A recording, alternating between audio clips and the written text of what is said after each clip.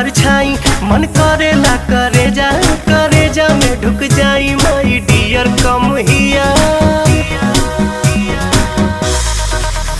my dear come here जानी हंसा शर्मा के